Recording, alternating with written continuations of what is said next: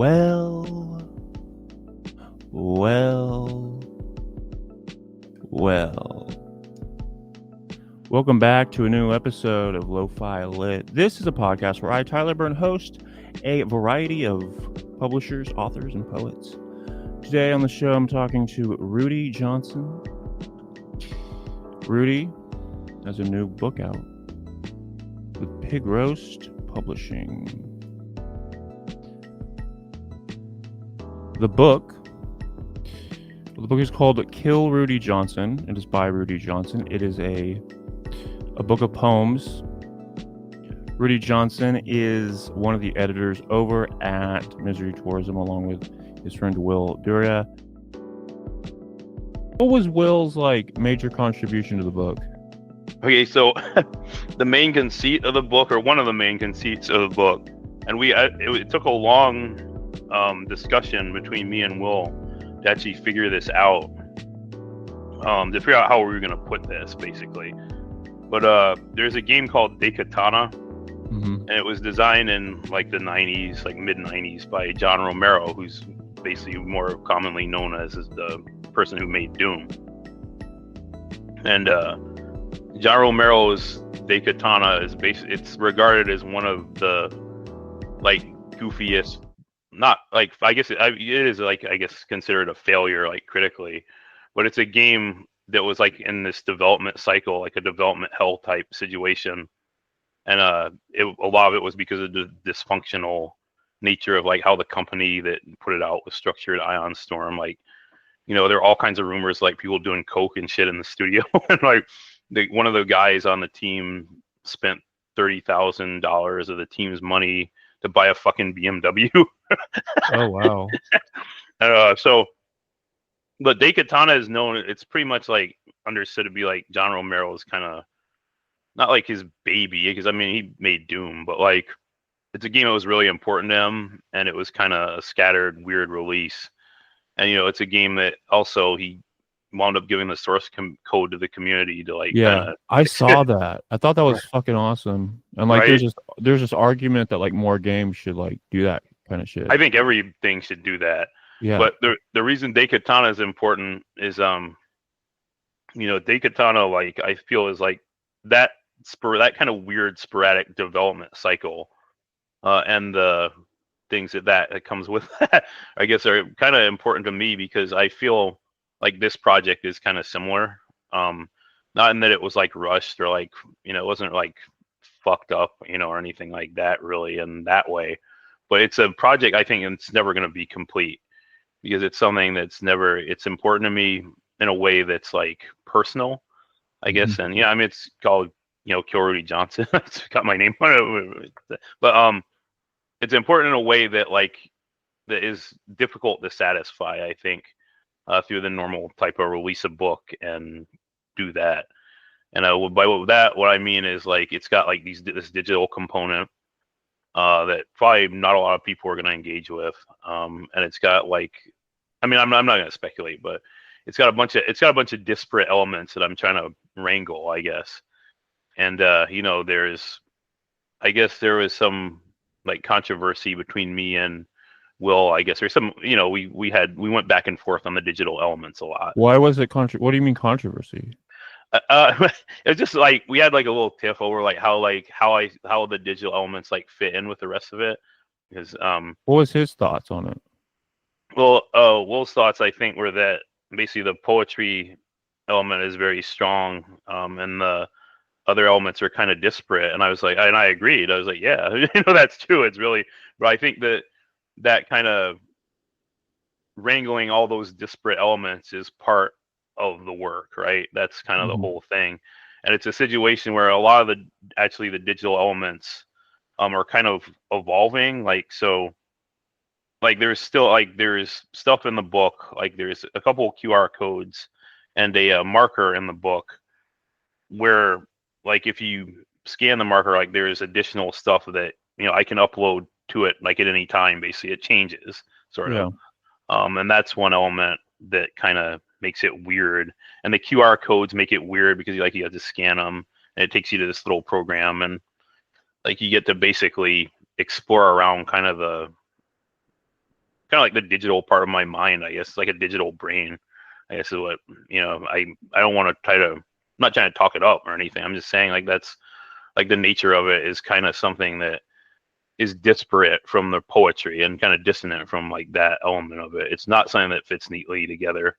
And that is why, the Daikatana thing, like William, said, well, you should build that. You should build something into the book that references, it points back to that. Build something into the physical book. And I don't know how much you got through the book, but basically there's all this stuff in there, like referencing kind of the development cycle of the game. There's like a change log in the beginning, like the first page, I think, is a change log. I was wondering Yeah. what that was. Yeah, and like so that's like that's basically the whole like 2-year like process of putting together the book. I like talk about some of the stuff I did in there. And also there's like these little notes, if you read through the book, that reference the fact that it is kind of a, hot ghetto mess of just like stuff thrown together. Like, right? I mean, not, It it's seems not, very elaborate and layered, though. It doesn't seem like just it was thrown together. well, it's not, I mean, by throwing together, I mean, it's definitely like it's disparate, right? There's a lot of disparate parts, and like, it wasn't thrown together like haphazardly. I mean, you've But been working on this thing like for a few. I mean, you've been writing poetry, like the Misery Loves Company people. The thing that happened every Friday was like a live reading. Like you would just start writing poems, and like every week you would show up and like have a new poem. Yeah, that, and a lot of these are from that period. They're like most I read at Misery Loves Company. You probably know a lot of them already because you were at a lot of those. But yeah, so like when I say disparate, like the elements are all like they're weird in a way, and they're fit together in a way that doesn't, it's not gonna make anybody's life easier to read it, I guess. But also not that don't fit into an arc, a neat arc type structure. And that's one thing that Will and I kind of clashed on, because William said, well, you should make it kind of like, he's like basically he said my role as an editor is to try to fit it together into something that kind of arcs or kind of has like a, thing. And we kind of went back and forth on that. And I'm glad we did, because that I think made the final thing stronger. The edit before this final one didn't have any of this, like the editor's notes and the weird like break. And I won't spoil the break. Like there's like kind of a schizoid break towards the end of the book. I won't spoil that for anybody who wants to, get it still or whatever. But no, like that edit definitely solidified what this was, because what this is, I think, is basically kind of like an unfinishable work, an unsealed type of unfinishable type of part of me. So yeah, that's what's going on with that. So Will was really kind of instrumental in that. At what point did you decide that you were going to create a book or put everything into a book? I guess it was probably like 2024, I guess. Jeff from Pig Roast, actually asked me to. He said, "Hey, I want to work from you. I want something from you, basically." And it's definitely a weird like hodgepodge of a lot of the things I do with fiction and writing in general, plus the digital stuff. Did he ever disagree with any of the edits that were made? No. Jeff was really really supportive the whole way through. When it came to the name, like we had a couple of iterations, and you can actually see those in the page on the top of the page there. Yeah, like some of them are marked out. Yeah, they're crossed out because those are the ones we didn't use. And the first one, which I suggested, was game loop, and that like game loop is basically like a concept that you probably know. It's like basically like it's a hook that hooks you into the game and like how people experience games, how they play through them, and then like that cycles again and makes you replay it or makes you do whatever. But then there's like Space Invader, which was Jeff's suggestion. I really like that suggestion, honestly. I really liked that. And that was basically like Space Invaders is the video game, but this one was Space Invader, and it was like kind of a reference to how like a lot of these are trying to kind of make people uncomfortable or get people, I don't want to say out of their comfort zone. I mean, most are just trying to make people uncomfortable. I mean, but the final one, Kill Rudy Johnson, came about later, and Jeff was kind of a little bit trepidatious about that one. He was like, well, Why? I don't know, like he said, you know, I mean, we both like Space Invader a lot, and also like Kill Rudy Johnson, like he wasn't sure like about Amazon, like their policies and shit, if they would Oh, fuck around with it.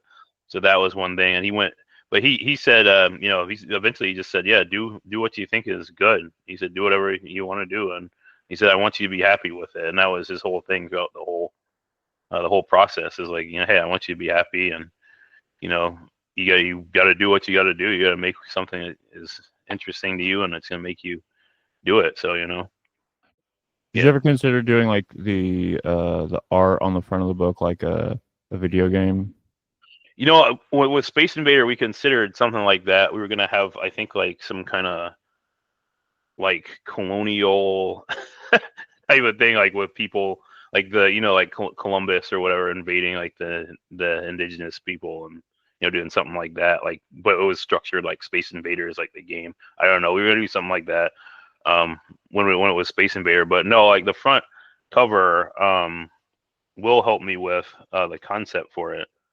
And I really like it because it's basically um, like a prompt, a DOS prompt of like all my woes, pretty much, and like kind of like a little DOS prompt in my brain and like my whatever. So, Like, how did you implement the technological shit? so the tech stuff, there's a program that it's used to design games. It's called Construct 3, and I want to shout it out because it's a really good tool for anybody, even people who don't have like serious technical knowledge.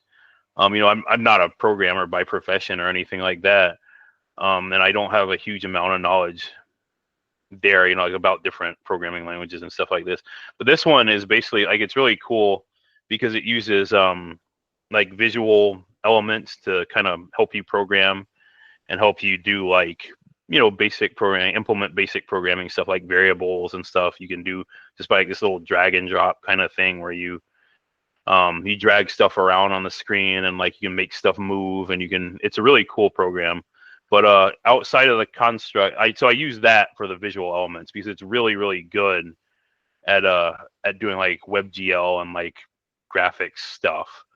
Because it's really like you can see your results instantly. You can preview your results pretty much like just by dragging onto a canvas. But the rest of it is basically like JavaScript. There's some stuff in there that's like just custom JavaScript I put together for it. And Mullane actually helps with a Where's lot. Mullane been? I don't know. I don't know. I think Mullane got a job, so Mullane working. But Mullane helped me like test a lot of this stuff. So shout out to Mullane. Like after I finished it, I gave it to Mullane, and she basically like ran it through kind of some of the paces, like, and help most of all help test it on other devices because I don't have no Apple shit or whatever at my house. So Oh, you don't? I know I don't have I only have Android, so I was just like doing it on that. The whole thing with the program is you scan a QR code, so it's mostly like going to be a mobile type of deal. So what I need to do is test it on Apple devices and test it on, you know, tablets and that stuff, which I don't have. And Mullane was able to help me fix some of the errors and do a lot of the other stuff there, so it was cool. But no, yeah. Would you ever do like a Cuphead video game with one of these little racist caricatures? You know, I don't have the artistic talent for that. I wish if I did, yes, I would only draw racist caricatures and that kind of shit. And have their own little universe. Exactly. No, Cuphead I really like. That's, you know, I said I don't like platformers and all that, but that one is like, that's one of those like brutally like Super Meat Boy type of like brutalizer games, and I can appreciate those games, I guess, just because I'm kind of a masochistic person, I guess. But yeah, I can appreciate that. I tried to play the first level of that and I fucking lost, and like I'm like, this game's not fun. It's a brutally difficult game. Like I've never, I don't like you know, I don't really like artificial difficulty that feels artificial. It's like, oh, this is brutal. Like, you know, a lot of the games in the collection are like Sonic the Hedgehog games and that shit, which were literally just brutalization for brutalization's sake. Like, wait, what do you mean by that? So like these games, they were basically really poorly designed, like infamously like poor. Not I wouldn't say poorly, but weirdly designed. Like, in other words, like Yuji Naka is getting some kind of sexual sadist shit off of like you going backwards into a spike or something, like, just shit like that. Like, in the book I talk about how like there is like, like you'll keep the game. The whole purpose of Sonic the Hedgehog is you're moving fast and you're running, and you don't stop, right? But there's this one level, I think it's in Sonic 2, and like you have to run and jump, because if you don't jump, there's like a spring, and a spring will bump you backwards and you'll go backwards. So I'm like, why the fuck is that there? And there's one part that actually has it so like if you go backwards, you actually go down another ramp into a spike or something. It's like, this is just like weird, like sexual, like sadist shit. Like, why would you put that in a game where you're supposed to go fast and run around? Like, it doesn't feel good. Like, that makes sense, because in another like Sonic the Adventure game, like they had the big cat or whatever. I'm like, what the fuck is that character about? It was the most obnoxious fucking level, and I could never get the fucking frog, and like it's so irritating. Yeah, I mean, speaking of fishing, like you're talking about fishing in Fortnite, wasn't there a Big the Cat fishing? Yeah, Big the Cat fishing level? Oh, okay. Oh, okay, it was a level. Okay, see, I've never played Sonic Adventure because I refuse to play any 3D Sonic, because that to me is heresy. A three-dimensional Sonic. See, I never played the original Sonic games, but when that Adventure game came out, I bought it and I got it and I loved it. But then I tried to go back and play it, and it looks like total shit. And nothing like I remember at all. I remember it being like very expansive, and like you could go anywhere. And then like when I tried to play it a few years ago, it was like the most tiny little map ever. I'm like, this is nothing like I remember. Oh man, yeah, it's like, a lot of these games haven't aged well. Like I know, no, and it's so weird to go back and play, and like your memories are fucked.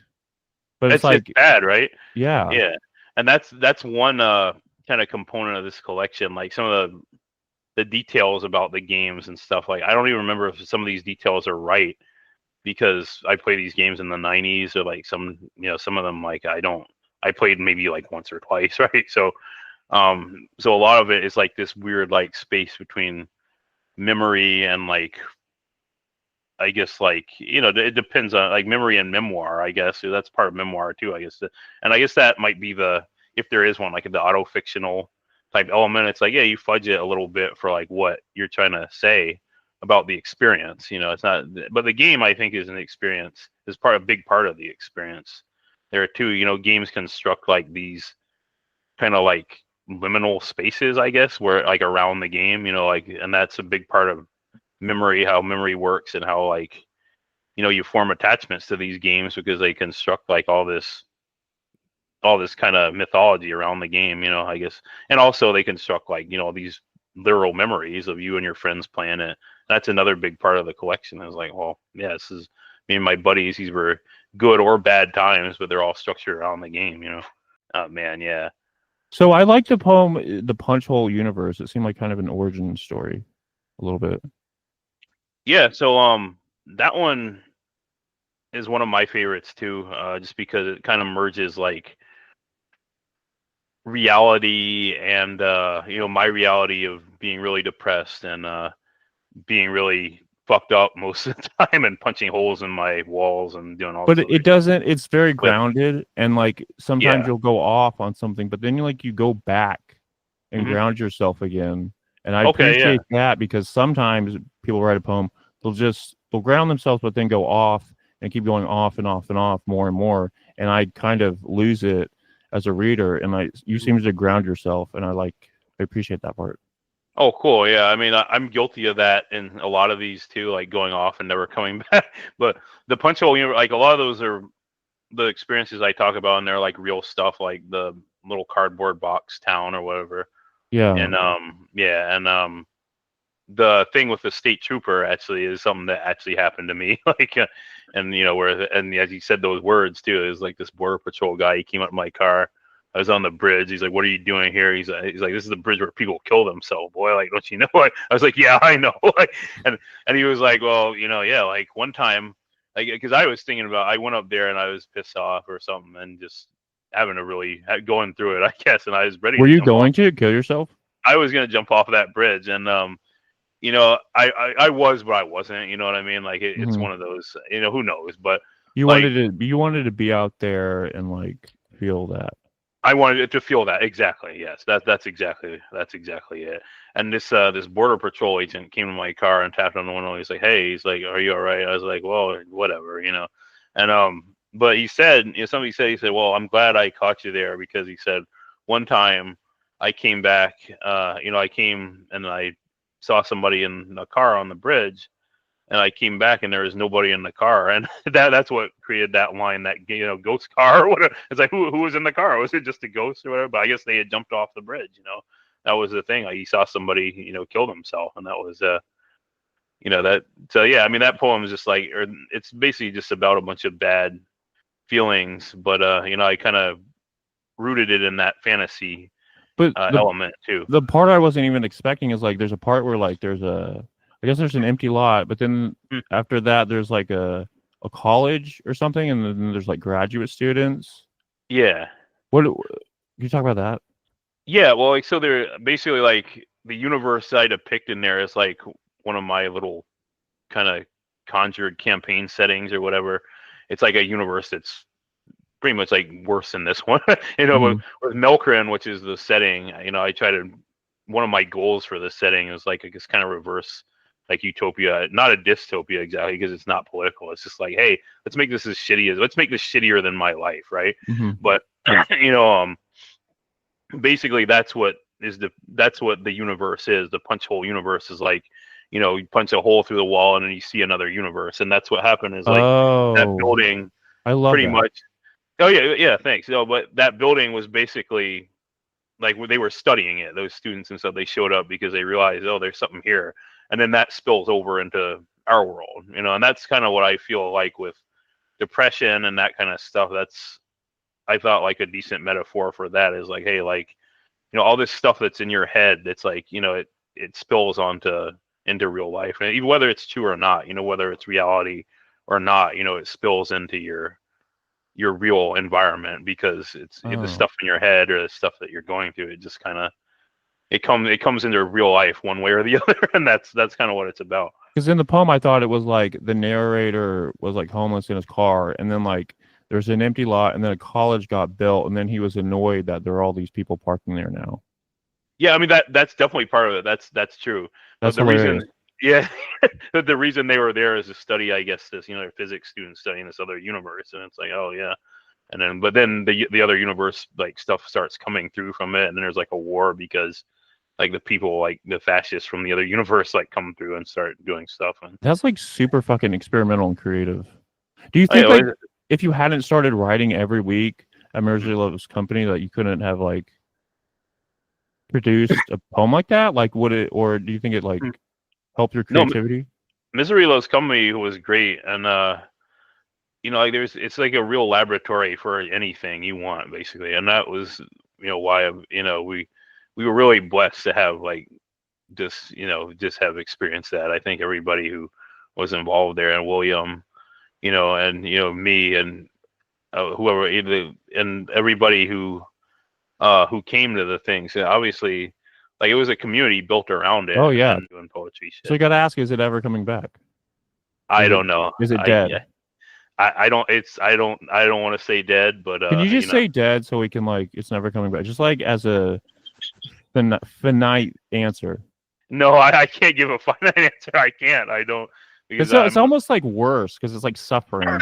The Yeah, fact that it could come back, yeah, there's a possibility, and because it's like sometimes like on a Friday night, I'm just like, fuck, I yeah, wish I had something to do. right. No, Like I hear you. you want to be, because the thing about Mr. Love's Company is like I could just pop in if I wanted to. There's Mhm. no like Yeah, expectations of coming in, and exactly. it was Yeah, just there, and it's like, oh, I wish it was so nice just to yeah. have that. It was nice. I will say that, but I won't give any finite Why is it details. always a mystery? It's always a mystery of the will. It's got to be a It's mystery, I been a guess. year. It's been a year now. It's Any built in the mystery, like any Sarah McLaughlin. positive? So is Will just like on a farm hanging out, Well, he's at his house, you know, hanging out. I don't know. Like, but he's doing better? yeah, he's doing good. Yeah, I just saw him last week. So yep. What'd you talk about? Uh, Charles Penis? Manson, I Oh, think. Charles The Manson. Yeah, his cousin's up, and we talked about this documentary. I think it was about Charles Manson on. Did you talk about the book sales? You know, like how many book sales you get and stuff Oh, we like didn't that? really. I gave his cousin a copy of my book. Obviously Will has his copy. I don't know really much about. I haven't done the deep dive into the sales. I don't really give a shit. I want Jeff to get paid, so I want to. You're here I to want. make money, Rudy. I'm here. Am I? That's what they say, I guess. But I want to at least make Jeff back what he spent on the book. So I don't really care. What did he spend on it? I honestly don't know. That's Oh. not. I'm not super privy to it. I know it was a good process all around. Like Jeff and Pigros did me really good, really solid shit. So I wanna try to give back here a little bit if I can. So, but it was fun. It was a fun experience, definitely. I do not regret any part of it. What poets did you read? What poets that for specifically this book, or what just who I read? Or inspire you, I guess. Probably contemporary ones. Mostly contemporary. I mean, obviously, like like Jan and those, like they do a lot of. There's a lot of overlap between like internet stuff and like that stuff. But Cat has a lot of poetry that I really really like. Thumbsucker, which I think I held it up at the reading there, but like there's a poem about the Last of Us TV show in there actually that inspired directly one of the ones I read at that reading. Mm-hmm. And but no, I like Cat's poetry. I like a lot of the stuff on Do Not Submit is really really solid fucking shit. And like I know they kind of slowed down and throttled back like doing stuff now, but like almost everything on there is good. Like I read almost everything on there every day. Like people put shit up and like I read all. That's very rare. I never, like the other outlets since like Hobart and those guys, like I very rarely read. You could get on Hobart now. Oh, I don't, I don't know. I mean, I just have you sent them anything? I've never sent them anything because I don't read a huge amount. I remember there was one poem I really liked on there like a couple of years ago. It was Gigi got on there. You could get on there. No, I mean, I don't, it's not, for me, it's not like a contest or anything. I'm not trying to shit on Hobart, but I want to read an outlet that if I submit to them, I want to like actually be involved and like read all the stuff. And I can't really say that for Hobart, but don't submit. I do read heavily. Apocalypse Confidential, I read heavily too. So those guys are big inspirations, but yeah. No, it's funny. I just, speaking of poetry communities, I just went to a local community, local to Malone. In Malone? Oh, nice. It was an in-person reading, and me and my buddy went up there. Vito and I went up there, and how'd that go? Yeah, it was actually pretty good. I read a poem from the book. I read The Wheel of Time, and I read there before. I read twice there before, and they're actually really supportive. I was surprised how like supportive the local scene or whatever. My neighbor even came and read. Like it was like just seeing people like I know in the community, like, hey, what's up? Wait, your neighbor's a poet? Yeah. Well, his daughter, she used to be my neighbor too, but she writes like poetry and stuff, and like this is a place that's like 5 minutes away from my house. Like it's in some like cellar, basically. Like, but you say she writes poetry. Now, what kind of poetry is she writing? It's probably differently from yours. It's different from mine. Yeah, definitely. Yeah. But and most of the stuff there but it's actually pretty like diverse as far as styles there. Mm-hmm. Like somebody last night, I think the artist's name was Rivka, gave like a like this weird interactive presentation that was really neat. There's people there that do like like Adirondack flavored like poetry and stuff like about like the local scene. A lot of nature stuff is big. A lot of older people, they do a lot of nature stuff too, which is not. I hate that shit. Like the Whitman stuff. I don't. It's not my favorite, but like I feel like it's cool. Like that they, they do that and like they accept the fact that I do different stuff. Yeah. The acceptance is really cool, and I think that's something that even if they're not writing something that even if people aren't writing the same way, like you gotta like that's where the community aspect comes in, where it's like, oh, you can accept anybody. So I mean, I read like this. I read The Wheel of Time, which is one of the like not one of the like hardest ones in there, like, but it's kind of like transgressive, I guess, if you want to call it that. and like everybody applauded, and they're like, oh yeah, cool, like, you know, and some people came up to me and said, oh hey, that was really neat, and you know, I felt, you know, they felt something from it, and like some of the stuff there, like I can feel like some shit there, you know, I can definitely feel it, like, you know, there was somebody that read a poem about like divorce where they kind of compared it to like a natural process of erosion, sort of, and I thought that was cool. So I mean, there's a lot of cool stuff there, and So you did know, you sell any books?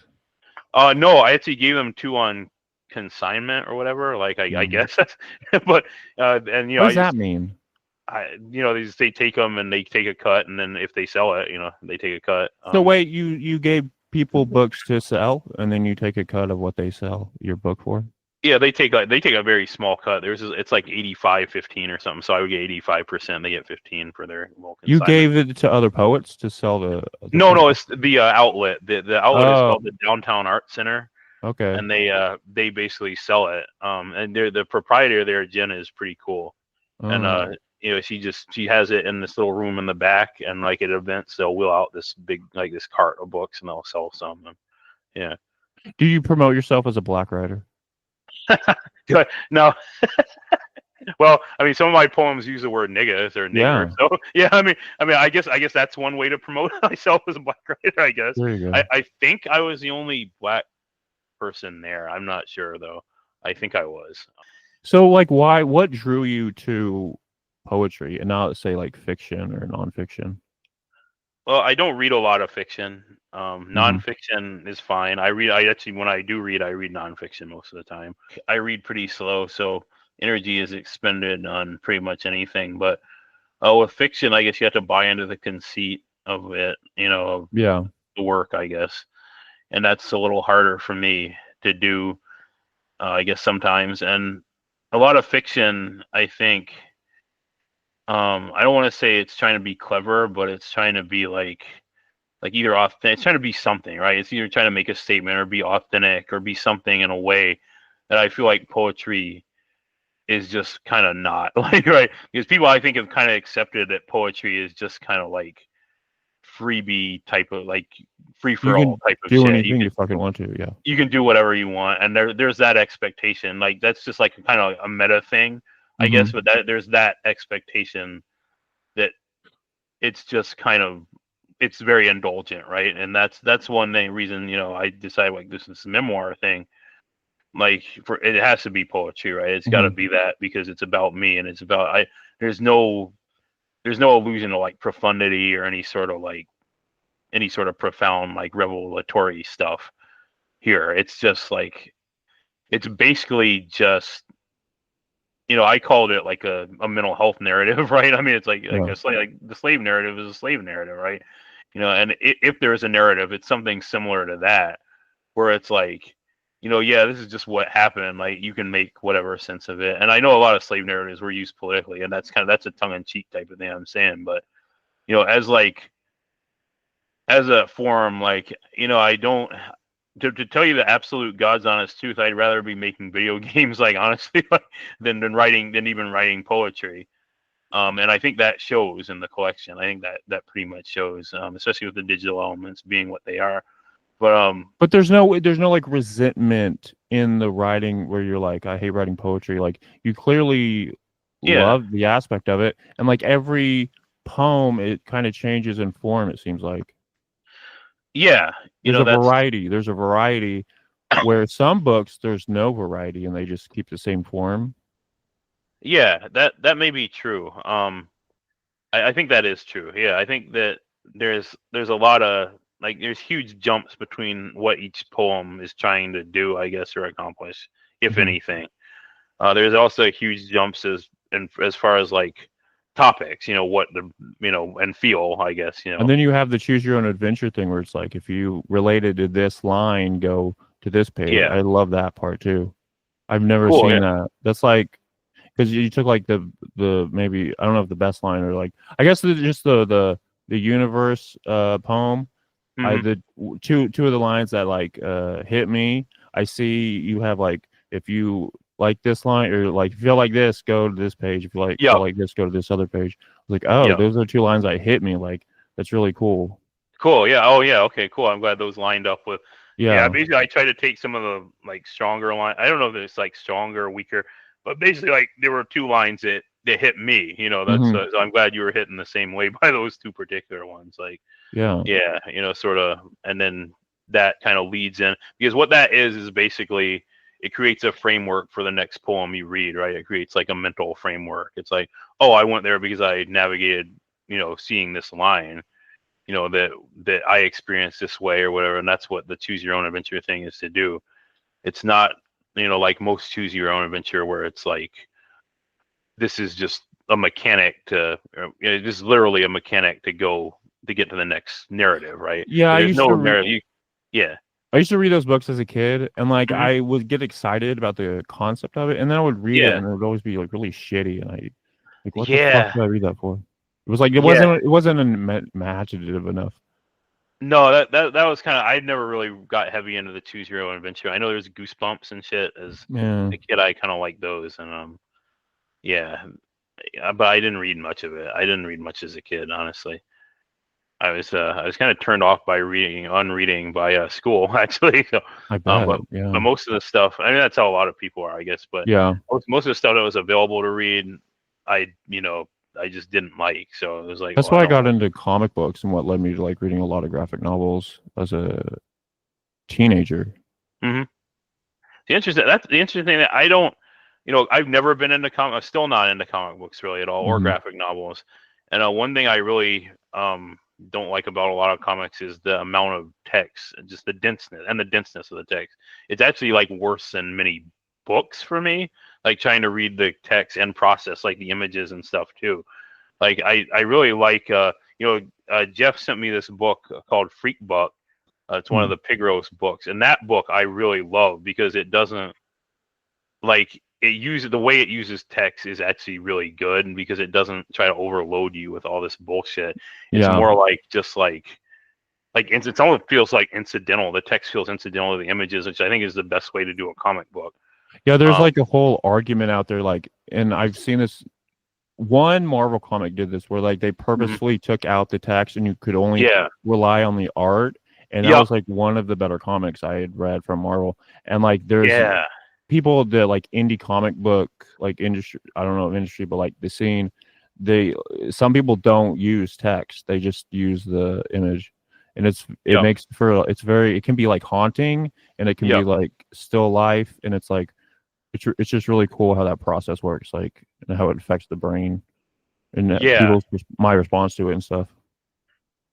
yeah. No, I really like books that are pure. Like if you're talking about comic books, like Yeah. pure, just image stuff, because there are some of those spreads in Marvel, like especially from the '70s and shit, or even Oh like God, we're terrible. I got a CD that was like it was like all this Spider-Man issues from like 1 to 500, and I went back and I tried to read like the first like year or something. It was god dog shit awful crap, and it made me yeah. really re-examine my fanship with Spider-Man. But Oh like no, yeah. these fucking comic books are just terrible. No, like there's a DC comic book. I think it's Transmetropolitan, the Spire of Jerusalem one, Hmm. and like there's this awesome like it's like a panel spread where it's like the way the panel is broken is like super fucking awesome. Hmm. And then like there's all this text and shit like everywhere. Like they put the text in there. It's like because it's all this explanatory shit. It's It like he's ruins had it. a Yeah. monologue and it fucks it up. I'm like, why the fuck would you do that? Why not Hmm. just put that on another page? Like I don't. And that for me is like a big experience. Like I've had some comic books as a kid. Hmm. I have like Nightfall. I think is one that I have, and that's a Batman one where Bane breaks his back or whatever the fuck. I remember reading it and going through the thing, and like the cover was fucking awesome. It was like one of those covers. It's got like where you can feel it, like it's Hmm. raised kind of. And I turned to like towards some of the last pages in it, and the paneling is really great. But then I remember having to read through all the text, and I'm like, Well, wow, yeah. this is dog shit. Like even as a kid, I was like, this feels really stupid. Like people wouldn't say this shit. Like or like like what's being explained here. Like I just don't care about. Like Mhm. why aren't you telling me like aren't you giving me like gritty like details about what it feels like when he's breaking his back or something like that? It's not. Mhm. It says like and I don't know. I'm not like a comic book artist or writer or anything like that, so I don't know how they do it. But I don't really want to criticize it too heavily, but just on a visceral level, I really get turned off by Over. big explanatory text and like huge dialogue panels where it's like this guy is saying this thing. I understand like the villain monologue and stuff, and that some of that is funny, but like something like even for graphic novels like Watchmen, I tried to read and I was like, no. I tried a couple of those and I was like, oh, you know what, this doesn't really say anything. It doesn't feel visceral or anything to me. So I'm like, whatever. Yeah, like, and I would take that and try to like look at it through like writing on the page, and it's like the less you Yeah. do is better, and like Yes. that's why like genre fiction sometimes would turn me off. It like turns me off because they over Yeah. explain shit. Yep. Exactly. That's why when for my genre stuff, like my superhero stuff, I try to keep it to like one page, like a total one page, and Do you that's it. have a genre? Huh? Do you have genre stuff? Well, yeah, it's superhero stuff. I mean, that's Okay. like the I don't know if you've heard any Lifesaver stories. Lifesaver is this villain who basically, whenever somebody has an abortion, like she has an energy sword, and it gets bigger whenever there's abortion. And because I she's a like that. conservative Christian. So, but yeah, Wait, her like a sword lot, gets bigger when there's an abortion. yeah, because he wants to end abortion. So it's like the Okay. sword of life or whatever. It's a lifesaver. That's all. But no, like so when I do those, like I pretty much try to keep the thing like total of one page, and I like it if it's like half a page, So right? it's like Because flash fiction. Flash, exactly. That's what it is. It's all superhero Flash, and I'm like, yeah, because that's all I would read. You know what I'm saying? Like I don't want to write something that's longer than what I read. Yeah. And that's the same with these poems in this book. I don't want to write a poem that I wouldn't read. You know what I mean? Like, or that's written in a way that I wouldn't read it. And that's one thing when Will and I went through and kind of decided on what was here, like what was going to be in here. Like, we really went harsh on like poems that felt too like like poems, all the poems about poetry writing and stuff like that, stuff that didn't feel right for like the viscerality of it, I guess, if that's a word. Like didn't feel right for the visceral nature of like how the collection should feel. Like Will said like, hey, it should be like a punch in the face. And there were a lot of poems, even ones that I liked, but then when I considered it under that lens, like I was like, oh yeah, actually that isn't really like a punch. That's more like, that's more a we had this conversation and talk about fighting games again, not to do too much of a detour, but like so like there's this fighting game called Blaze Blue. I'm sure you've probably seen it. It's No. one of those the Arc System Works ones. They make all these weird Japanese fighters. But anyway, I remember playing that and Guilty Gear. I think this was actually from Guilty Gear. Actually, I'm sorry, but it was I was playing it with Will, and he was like, "Well, like the reason I can't get into this is because when I do a punch, like the command says heavy punch, like I do a heavy punch, and the guy, like the guy like reaches to his side and goes like, huh, he doesn't do a punch, he does some other bullshit. That's like Guilty Gear, like the guy will like flourish his bandana or something when you heavy punch. It's like, what the fuck is that? But that conversation actually helped crystallize a lot of the like the feels level stuff of the collection, because it's like if you throw a punch, it should be a punch, right? And it should be something that feels visceral, and it should feel like you connect with something. And so that's kind of the ethos we had for a lot of the poems in here, is like, well, like what is going to hit people first, right? What hits them first? And that's what we wound up going with for a lot of these. Why doesn't he record like a conversation with you about the process of editing this book and like what you guys decided for and against? Because I feel like that would do Yeah. well. I mean, yeah, we should. I wish we had recorded the Daikatana conversation. It was kind of a long, rambly one, but we When should he have. talk, but when he talks to you and is trying to prove a point, does he bring up like references you don't know what he's talking about? No, no. Most of the things he referenced were pretty yeah. It was very clear what he was saying. Like I just disagreed Mhm. with a lot of it, but But I like mean, he doesn't like reference like Nabokov or something. Like, what are you talking about? oh no. I mean, like no, because he knows that he knows my priors and shit about that. Okay. Nabokov is actually one of the ones I don't like. We can both see eye to eye on there. Same with like Berryman or something like that. Mhm. But like, Dostoevsky, like, oh boy, like, no, like, not only do I not give a shit about Dostoevsky, Demons, actually, I read for Derek's little thing. I was starting to read, he had like a reading group.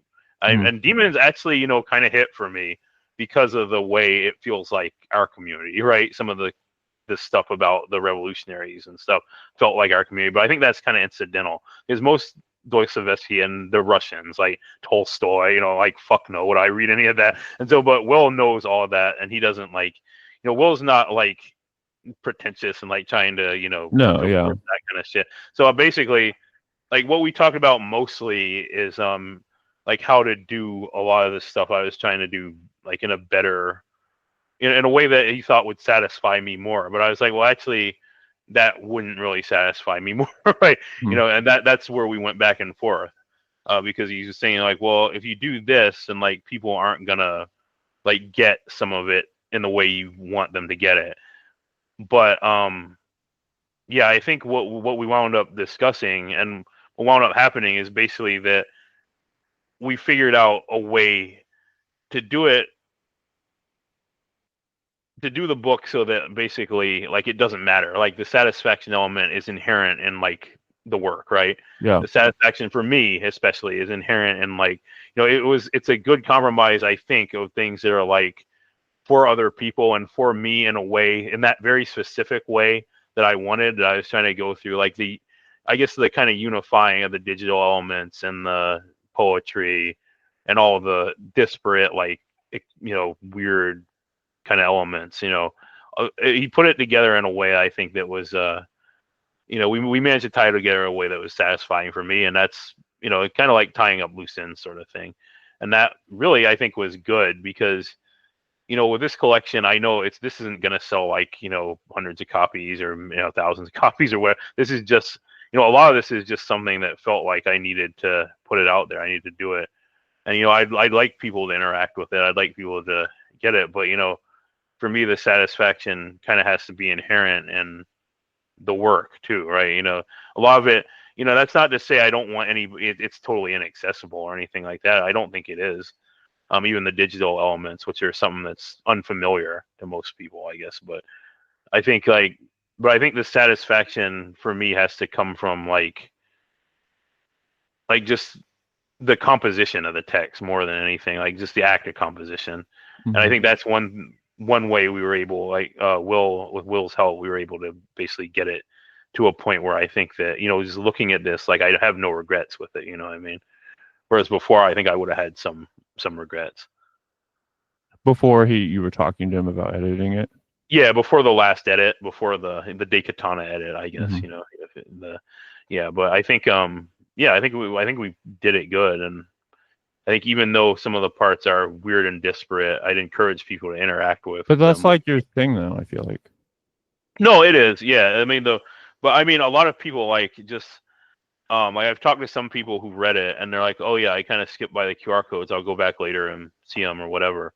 But yeah, I mean that's one way to read it, definitely, and that's kind of intentional how it's built that way. You can skip the choose your own adventure, you can skip the QR codes, but I would encourage people to interact with those because of the way it's constructed is not linear, first of all, But but it's also Mhm. why didn't you take images from where the QR codes go and like put that in the book? Well, if you scan the QR codes, you'll see why that is. Oh, they're too Based, graphic. well, no, it's not. They're too graphic. It's that the QR codes go to a program. They don't go to like just the poem. It Mm. goes to like a computer program, pretty much for your cell phone or whatever. And the way you interact with that program, I think, is important to the work.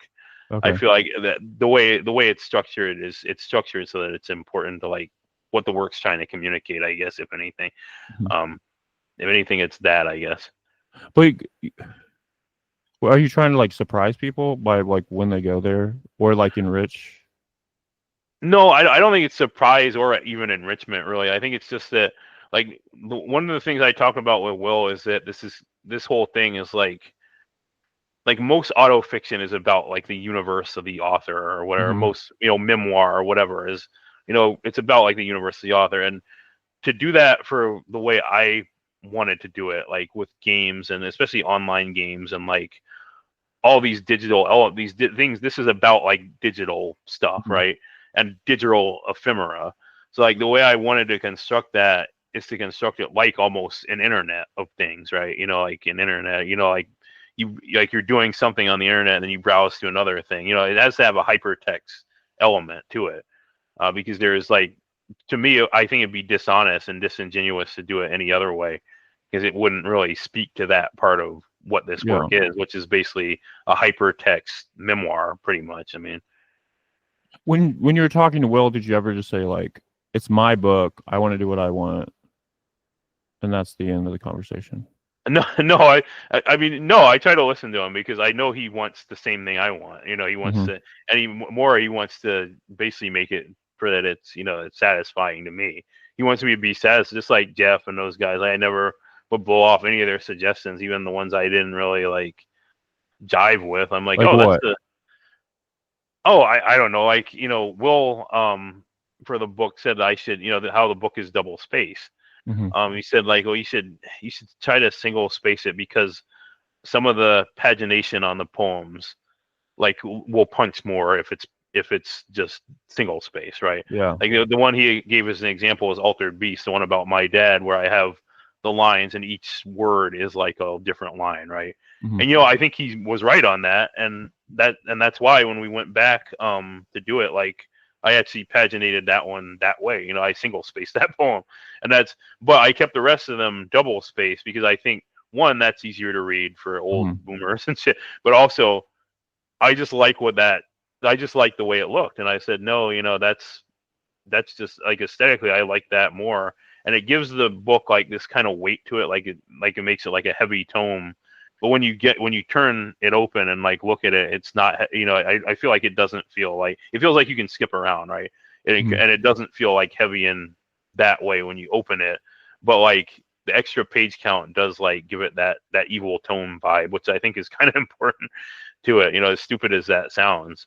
But I did try to listen to everything everybody said, take into account everything. I'm not just gonna be like, oh, fuck you, it's my book, or be like a Yeah. petulant like cocksucker about it, because like the aspect of like asking your friends, like, why would I ask them if I don't want to, hear that? I'm not trying to, say that, I'm not trying to like basically deflect your question or whatever, but I'm saying like, Mhm. why would I ask them if, I don't want to take their advice into it, because I want as many people involved in building this as possible. That's why I asked, Carter from music for the program. I asked Mullane to help with the programming aspects and the testing QA or Q&R stuff. Um, I want people involved in it, because I want to get all my friends in on it. That's the whole thing. So all the things that people said, I'm taking it into account. I'm not really going to say like, fuck you, even if I make the decision that I don't want that in there or whatever. I'd never, no. Do you think the QR code thing, or like why people skip over it, because QR codes have been around for like 10 years and people get annoyed by Yeah. them?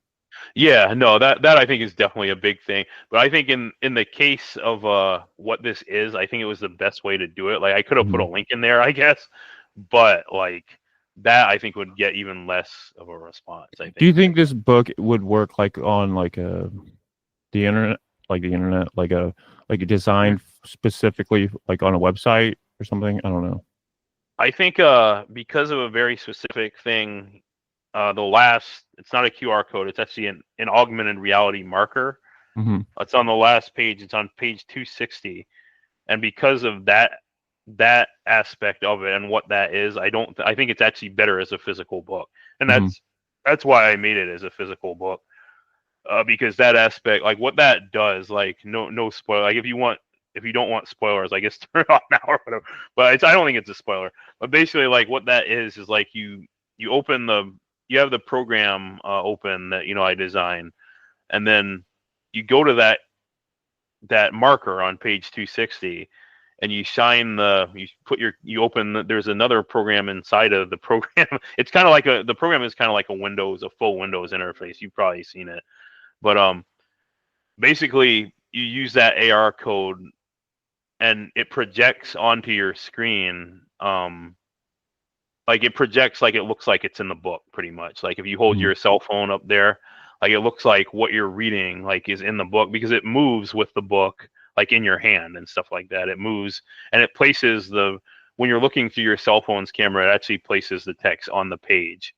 So there's that element of like it being on like part of the book, like part of a physical element of it. It looks like I'm sure you know like AI, like augmented realities, like Snapchat and stuff like that.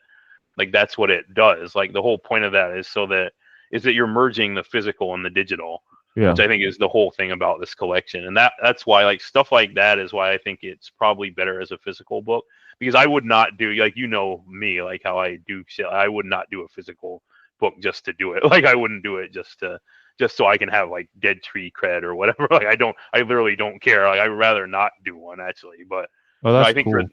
I think for this one, I think that's what I was thinking, that my thought process on it. You didn't just do this for respect. Oh fuck no, no. What respect? Who? But no, like I think it's important. Like the work, like not says something, but like is what, you know, is pointing to what it is, right? You know, like this Yeah. is a digital work, you know, and like whether or not people you know, interact with that element of it, that's what it is, right? I mean, it's digital. It's a merger of digital and physical stuff in a way that I think has hypertext and like cybertext type elements. So that's It feels like you're pushing like forward with this book.